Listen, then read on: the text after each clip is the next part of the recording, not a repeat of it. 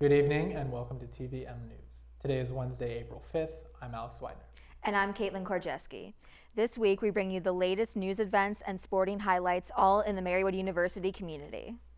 The African Sisters Education Collaborative, an initiative started almost 20 years ago by the Sisters of the Immaculate Heart of Mary at Marywood-University and 3 other universities in the States, has provided almost 100 African sisters a chance to earn degrees. The Higher Education for Sisters in Africa is a branch started by ASEC to help Catholic sisters in Africa get higher education. Since its conception, 95 Catholic sisters from Africa have earned college degrees through Marywood-University. Access to education is often restricted or difficult for women in Africa, including Catholic sisters, but ASEC and HESA's efforts help to change that. It's that time of the semester for students to consider housing options for next year. Marywood Student Life recently sent out an email to all students about local safety risks. According to the email, the following all happened starting on July 1st, 2016. 8 burglaries, 2 attempted burglaries, 2 robberies, 1 attempted robbery, 9 assaults, 2 aggravated assaults, and 1 sexual assault. These all occurred between the 800 and 1200 blocks of Mulberry Street, Linden Street, and Vine Street, and also between the 100 and 400 blocks of Quincy Avenue, Taylor Avenue, North Webster Avenue, and Gibson Street. Student Life said they would appreciate consideration of all of this information to ensure a safe and successful year. On Saturday, there was a petition in downtown Scranton with the hopes of making Scranton a sanctuary city for immigrants. TVM's Rachael Eyler has the full story. The effort to make Scranton a safe place for immigrants continued last week at Northern Lights Cafe. I'm Rachael Eyler here in downtown Scranton, where citizens are being asked to sign a petition in order to make Scranton a sanctuary city. Allison Petrick, a member of the Industrial Workers of the World, believes it is important to have a safe space for immigrants who are not causing any harm to the Scranton community. We don't want to have immigrants be deported to go back to a country that they already feel unsafe in. It's inhumane to kick people out of this country, and we are a country full of immigrants. Local citizen Aubrey Thick signed the petition to help support and bring awareness to the cause. I believe in not prosecuting those who are not doing any harm here. I think that a lot of people think that just because we are going to make it a sanctuary city, that means we're just going to go round up a bunch of people who are undocumented and bring them here. I think a lot of people's fear is that it's going to become overwhelming and just add more issues when really it's going to make it safer. For TVM News, I'm Rachael Eyler. Last week was Marywood's Giving Day. TVM's Jessica Bonacci has more. With just a click of a mouse, members of the Marywood community had the chance to take part in the university's Giving Day.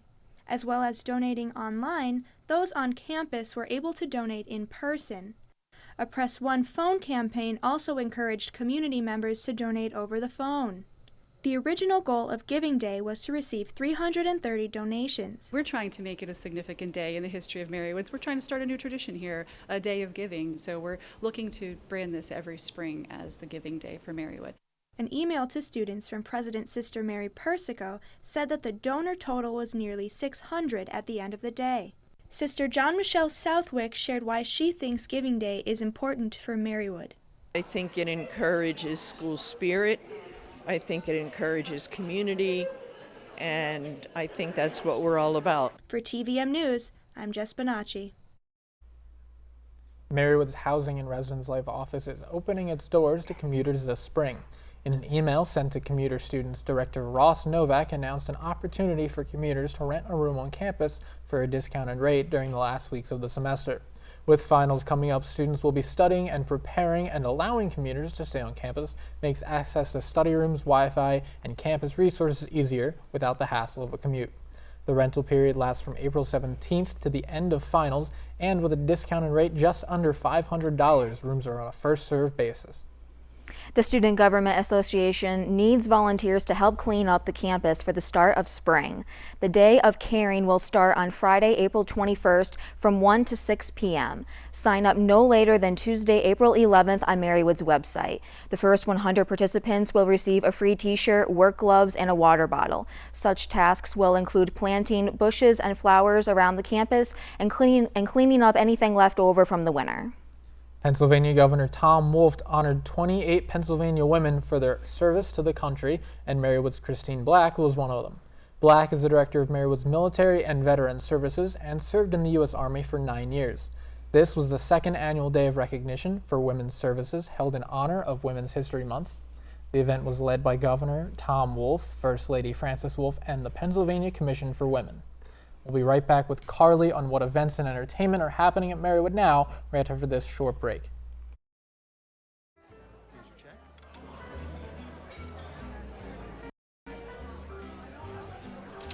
Oh, you got it. You know, since I got rid of my car, I really enjoy walking. Okay.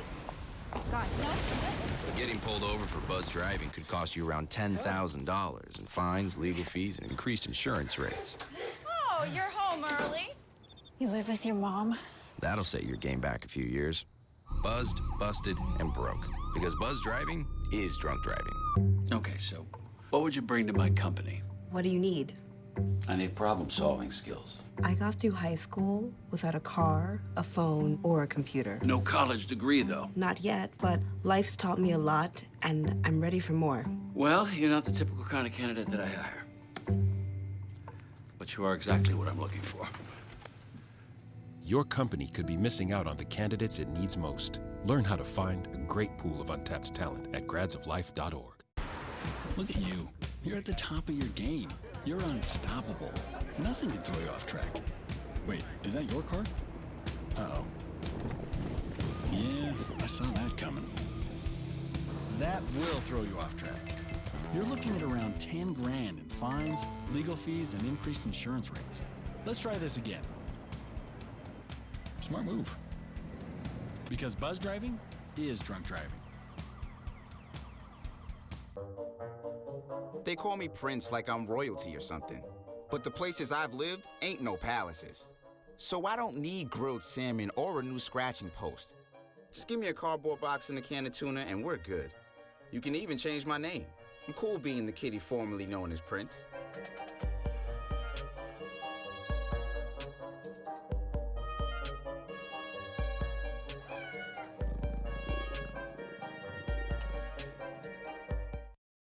Welcome back to TVM-News. Let's check in with Carly for the latest entertainment and events happening on campus. For all the bookworms and literature lovers here on campus, all this week there will be a book fair in the Learning Commons lobby. There are 100 of books to choose from. Hardback books are $1 and paperback books are 50 cents. This is the first-come, first-served basis. You can also swap books that you already have for another book. All this week in the Learning Commons. Bust out your dancing shoes this weekend for the college dance night, Saturday, April 8th. This will take place in the Vince Brust Studio of Dance in Troop from 8:30 p.m. until 11 p.m. Tickets are $10 for one and $15 for two. Bring your sweetheart or your best friends and have a great night. All athletes on Marywood's campus are getting recognition for D3 week. All the sports teams are encouraged to get involved in activities happening this week. This Monday, the athletes posted on social media why they decided to play a D3 sport. On Tuesday, the men's lacrosse game had at 4 p.m. and athletes attended if possible. Today, the women's lacrosse team has a Think Pink game at 5 p.m. Tomorrow, there is an athlete versus coaches dodgeball game at 5 p.m. and there are free t-shirts. Later at 7:30, there will be a pool party with free food and drinks. Lastly, on Friday, there is a bystander engagement training for all the athletes to attend. If you love art or reading, today at 9 p.m., the opening of Redesigning the Classics will be taking place in the Learning Commons second floor.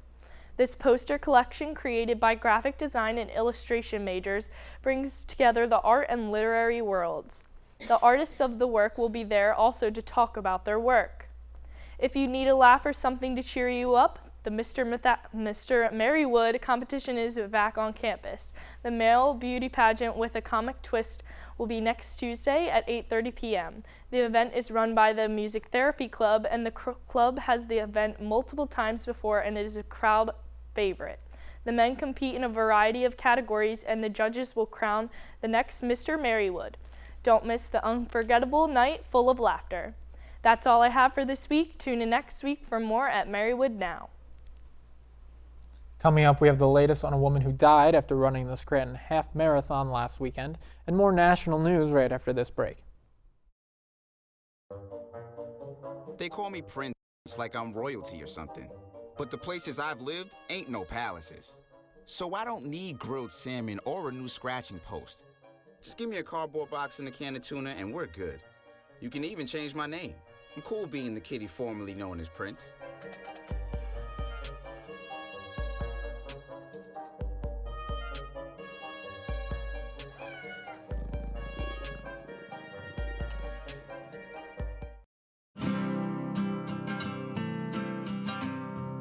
Every day across America, excess food is gathered by a network of good people at local food banks, giving hope to millions of children who struggle with hunger.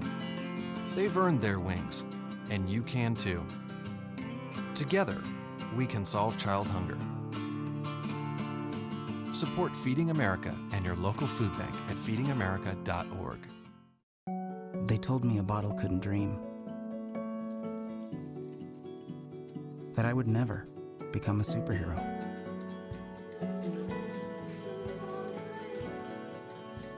But I learned how to fly.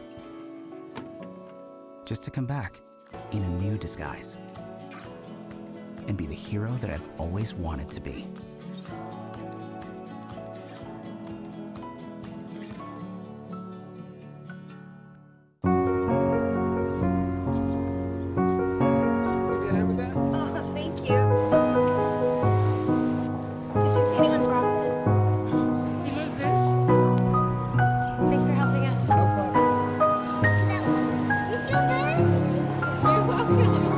We'd do anything for kids.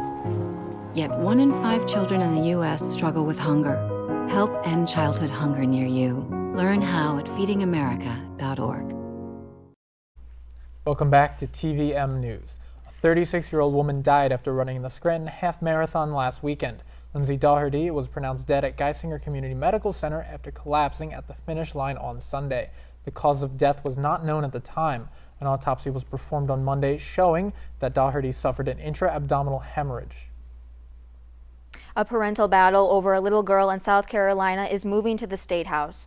A court order would remove the girl from her adoptive parents, the only family she has ever known. The couple wants the governor to intervene. CNN's Sarah Blake Morgan has more. They walked quietly towards the Capitol building. Oh, and I pray. Only whispering a prayer. That they listen to this. The large stack of papers in their arms not only bear signatures, but also a desperate plea from Tammy and Edward Dulcing for the little girl they believe is their own. We came to see if we could actually have a meeting with the governor. We have some signatures and comments that we were hoping that he would want to be interested in seeing. Braylon has been living with these two since she was 3 weeks old. She's nearly 4 now. Children can't be put on pause. They can't be put on hold. They need care from day one. Andrew Myers, the child's biological father's parental rights were terminated while he was serving time for fraud because a judge decided he didn't show he wanted to be a part of her life. After reading the trial court's opinion, it appears that there were gaps in time, rather lengthy gaps in time, during which the father didn't do anything at all. But in December, a South Carolina Court of Appeals overturned Braylon's adoption, saying Myers had made an effort to support her and that she should live with him, a man she has never met. Since December, the Dulcings have been collecting signatures on a Change.org petition.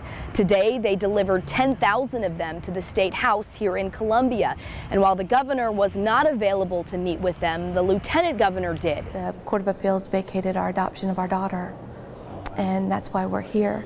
She's going to be 4 next month, and we've had her since she was 3 weeks old. The couple is hoping to get someone on their side as they petition the Supreme Court to hear their case. This could definitely send a chilling effect through the adoption community if this decision is allowed to stand. As they wait, Braylon continues to live with them, where they believe she should be forever. This couple just wants someone here to agree. She belongs with our family because we are her family. In Columbia, Sarah Blake Morgan, WBTV, on your side.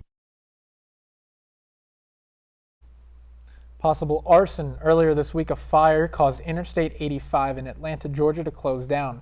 CNN's Andrew Spencer has the story. Even as investigators work to determine the exact cause of this fire, which burned hot enough to take down a major section of I-85 in Atlanta, prosecutors have charged this man with arson.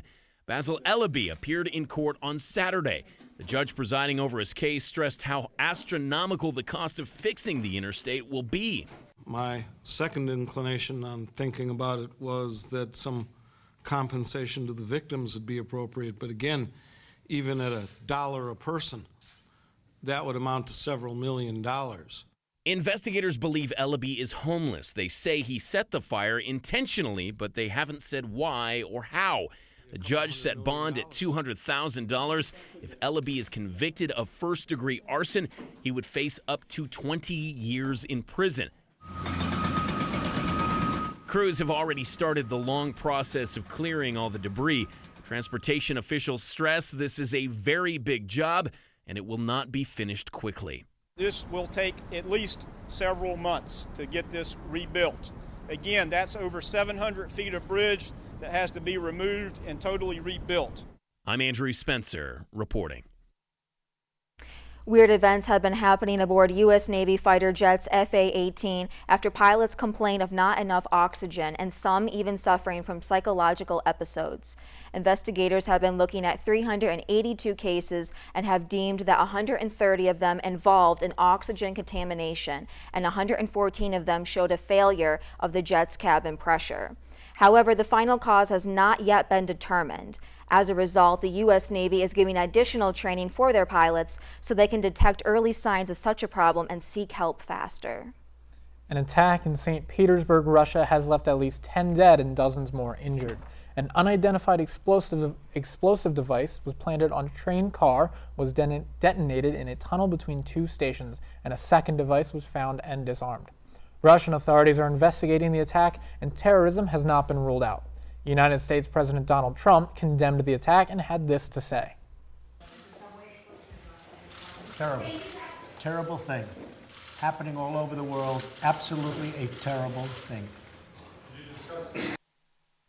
The Federal Aviation Administration has declared that they will not discipline Harrison Ford after repeatedly making flying violations. Most recently, on February 13th, Ford accidentally landed his plane on a taxiway and flew too close over an American Airlines plane, just short of missing it. This is all after Ford was involved in a hard emergency landing, sliding off the runway, and even being forced to land and skid into a golf course.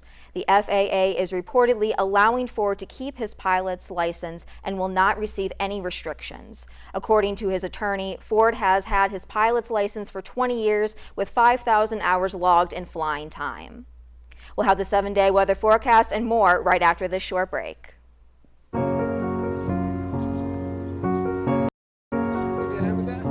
Thank you. Did you see anyone's broccoli? Do you move this? Thanks for helping us. No problem. Is this your bear? You're welcome. We do anything for kids.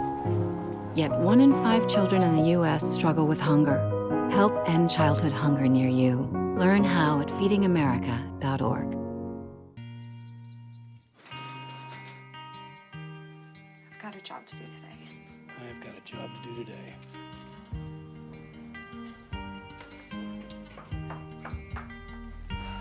Have a good first day at work, Mom. Your donations to Goodwill fund job training programs right in your community. Feels good to start fresh, right? Sure does. And like that, you're a job creator.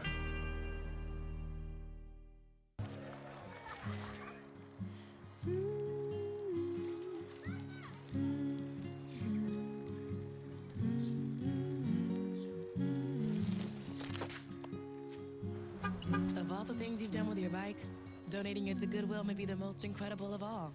Your donations help fund job placement and training for people in your community, which means your stuff can be more powerful than you think. Goodwill. Donate stuff, create jobs.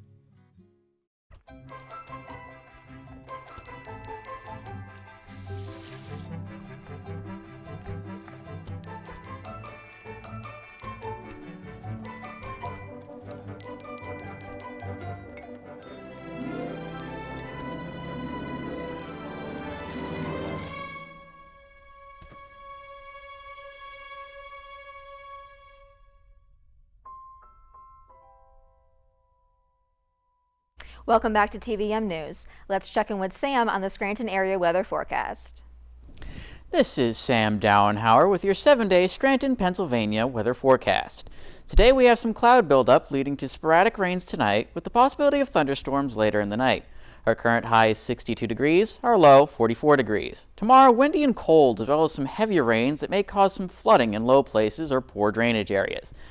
We have a 25% chance of even more thunderstorms and rain happening all night, with a high 52, low 42. Friday, the rain will diminish, but the clouds will grow in the morning. Later Friday night, slightly stronger rains and low fog. For stargazers, due to its positioning, Jupiter will be bright in the sky Friday night, if you can make it around the clouds anyway. High 48, low of 36 degrees. Saturday, a bit of snow in the morning, but the clouds will fade as the day marches on, leaving the sky mostly clear by night. That high will be 49 and the low 32 degrees. Sunday, things will finally start to warm up again, staying fairly clear throughout the day. The high 61 and the low 40. Monday, a bit warmer and sunnier with straggling clouds drifting around all day. That high 68 and the low 47 degrees. Lastly, on Tuesday, the morning will be clear, but the clouds will show as the day goes on, with some possible rain as the evening approaches, leaving a cloudier night. Tuesday's high will be an impressive 70 degrees with a low of 48 degrees. That's all for now. See you next week. Back to the desk. Thanks, Sam. I hate to see more snow as we're, getting into spring and just a month or two away from summer here, but good to see 70 degrees as a high next week. I'm totally ready for spring. Right? No more snow. Right. We'll find out with Nicolo how the Marywood Pacers are doing in their seasons after this short break.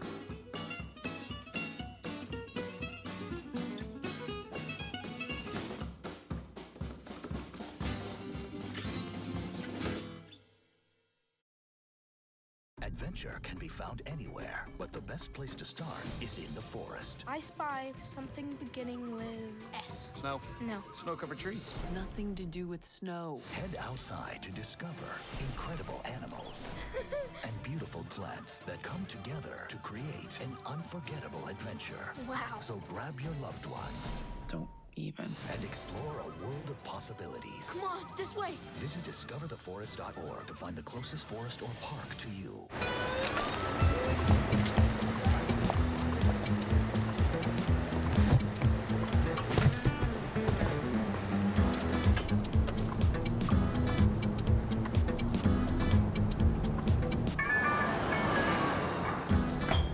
It's a short ride from your neighborhood to your naturehood.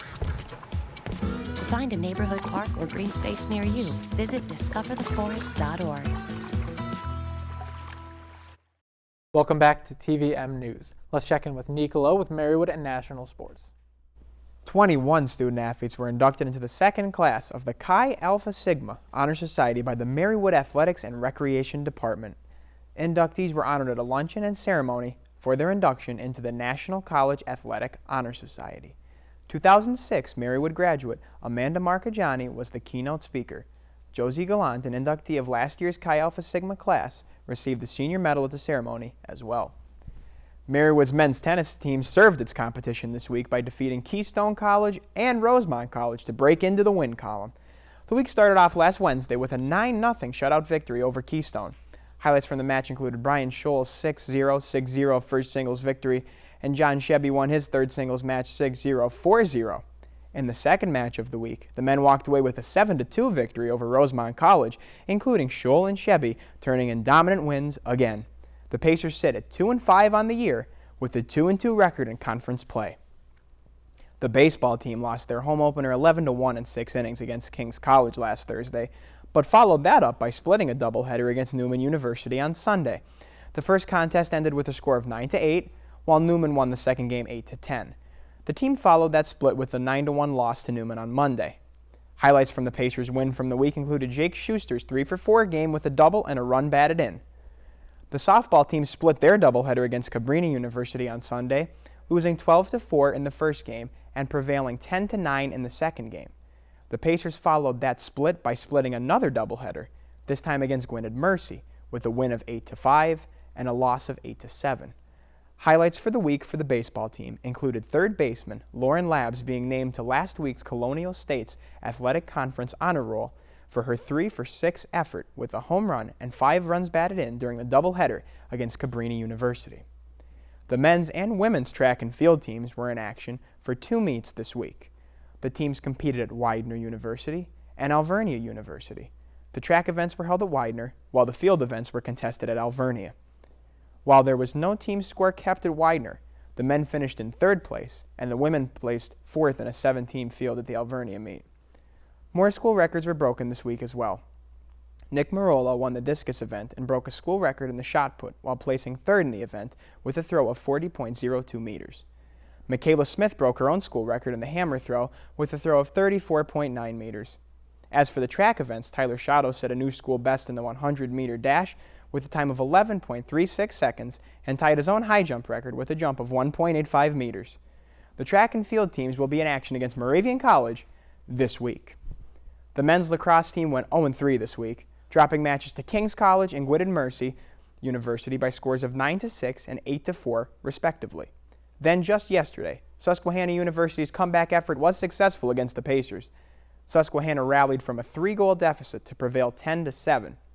The women's team continued their impressive season with a pair of wins this week. The women started off the week with a 17-0 shutout victory. In the dominant performance, Natalie Burke became the 8th member of the 100-point club, and Sam Bussinelli became the 6th player to join the 100-goal club. Burke tallied 5 points, while Bussinelli scored 4 goals in the massive victory. In their next game, the women dispatched Notre Dame of Maryland University by a score of 14-2. In that dominant display, Natalie Burke broke the school record for assists to make it 2 record-setting days in a row for Burke. The Colonial States Athletic Conference noticed the team's play, and 2 players, the record-setting Natalie Burke and goalie Lauren Smith, were named to the CSAC honor roll. Now in the college basketball world, the national championship game on Monday ended with a 71-65 victory for the University of North Carolina. This marks the school's 6th national championship. UNC guard Joel Berry II was named the 2017 Final Four's Most Outstanding Player. About 55,000 fans hit the streets Monday night in Chapel Hill to celebrate UNC's win over Gonzaga in the NCAA championship game. According to Town of Chapel Hill officials, 7 injuries were reported during the celebration. 4 of those injuries suffered burns from multiple bonfires that had been set on Franklin Street. Crowds started dwindling around 1 a.m. Tuesday morning. That's all for this week. We'll see you next time. For now, back to the desk. Thanks, Nicolo. In other basketball-related news, a young basketball player is proving himself to be an inspiration. CNN's Kim Hutcherson has more. 13-year-old basketball player Jamarian Stiles is proving when you have heart, you can overcome almost any obstacle. A bacterial infection cost the teen his arms as an infant, but that hasn't held him back. He's become a star after social media video showed him sinking a three-pointer just before the buzzer in a recent game. Stiles says his determination has given him the strength to overcome his disability. I don't mind. I run right past through it, but it's really boosting me up with confidence, so I try hard every day. Just stay positive, and you can do whatever you can if you want. You know, it's great to see such a really young, inspirational player out there. Hopefully he makes it big someday in college or national basketball. Yeah, that is the most sweetest story I've ever seen. He's really inspirational for someone so young of an age. Right. I don't know how he does it. On behalf of all the TVM-News cast and crew, thanks for tuning in. Follow TV-Marywood on Facebook, YouTube, Twitter, and Instagram for more Marywood-University news. Have a good week, and we'll see you next Wednesday at 5 p.m. here at TVM News.